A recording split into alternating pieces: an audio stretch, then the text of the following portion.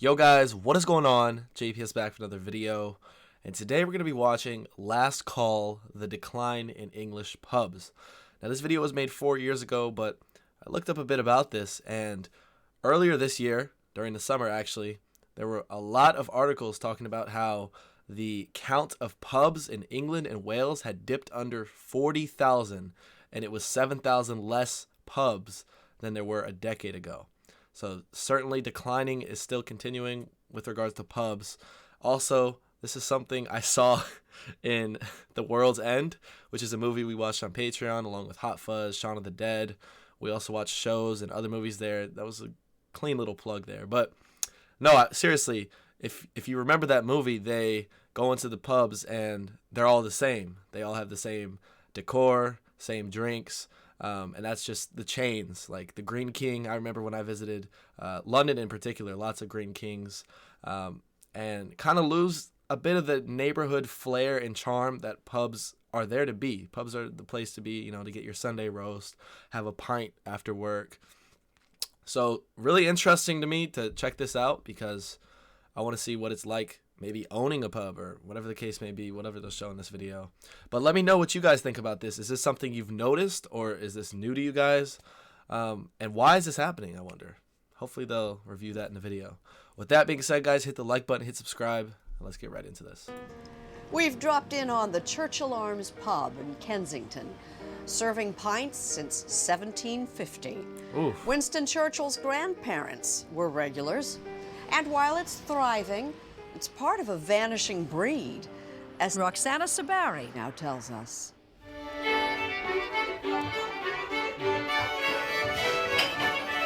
In the village of Southstoke, outside Bath, the Packhorse Pub has served the community for 150 years.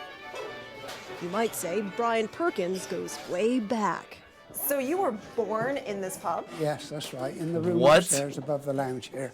87 years ago. That's correct, yes. But 6 years ago, he and the town got some bad news. When you heard that the pub was going to be closed, what did you think? Well, I was disappointed, obviously. I didn't think in my lifetime I'd see it open again. We thought, well, that's it, that's the end of the line. And For more and more pubs across Britain, it's last call.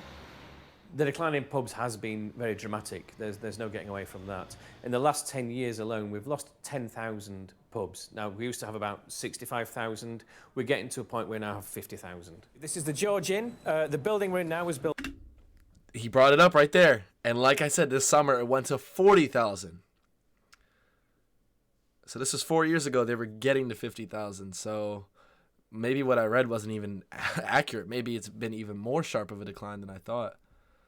This is just crazy. Built in 1677. Let's run this back a little bit. 50,000. This is the George Inn. The building we're in now was built in 1677, which is pretty impressive. Pete Brown has written more than half a dozen books on pubs and beer. Cheers. He says there's a lot at stake here. I think pubs are an essential factor of British life. I think it defines what being British is to some extent. For centuries, pubs have been a place to mingle, read a book, and these days, even take the kids.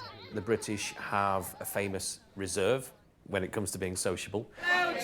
And everything about the pub is micro-engineered to break down those social barriers and to enable people to talk to each other. Are you comfy? Because you wanted a chair, didn't you, darling? Roxy Beaujolais This place fits all types. has presided at her pub, the Seven Stars, for 20 years. Innkeeping is a nurturing career. Do you want some fresh air? I mean, cooking and providing victuals and drink for people of good quality is, you know, a great pleasure. It's a great pleasure if they appreciate it. And her regulars do. What do you like about it? Well, it hasn't changed. But if pubs aren't changing, Britain is. You've got changing British social habits, people drinking less generally, really steep hikes in taxation, the smoking ban in 2007.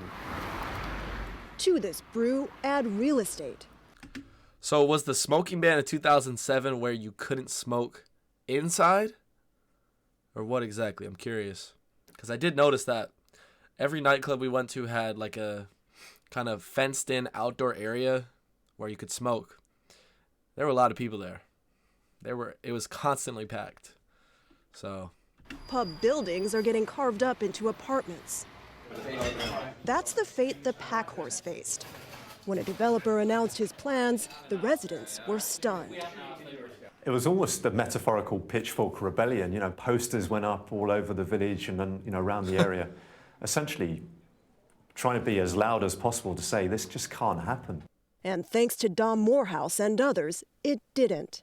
Here in England, if a pub is declared an asset of community value, patrons are given time to bid on the property. We were given 3 months to raise over £500,000. And they did. wow. So this pub is so important to the community that it actually bought it back. Absolutely. I mean, it's a really unique story. We have now over 430 shareholders, and not only did we raise the £500,000+ for the building, we had to raise another equivalent sum of money just to refurbish it. They reopened in March. Bro. Brian Perkins poured the first pint. When we visited, the new owners and their kids were savoring their investment. Do you guys want to work here one day? Yeah. Really? What do you want to do here? Anything but the washing up. Raise them right. No one in Britain expects all pubs to disappear. The Packhorse might just provide a glimpse of their future. I would imagine a lot of people think, well, if they can do it in Southstoke, we should be able to. You can do anything if you try, can't you?